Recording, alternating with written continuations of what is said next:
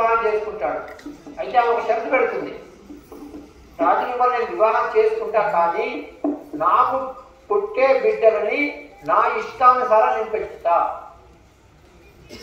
రాజు అనుకుంటాడు, ఏమనుకుంటాడు, మామూలుగా ముద్దుగా పెంచుతుందేమోలే, ఇట్లనే అనుకుంటారు కదా మామూలుగా, సరే అని ఒప్పుకుంటారు.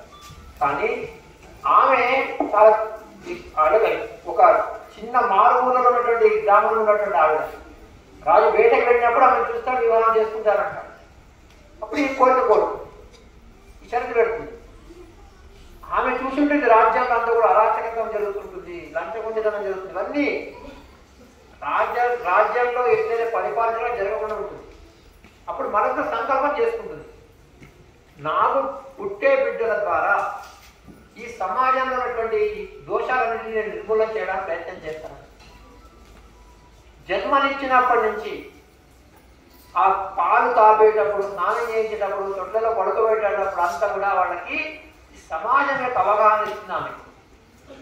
నువ్వు నీ కోసం కాదు జన్మ తీసుకున్నది, ఈ సమాజంలో ఎన్ని సమస్యలు ఉన్నాయి, వీటికి పరిహారం చేయడానికి కోసం నువ్వు సమాజంలోకి వెళ్ళాలి.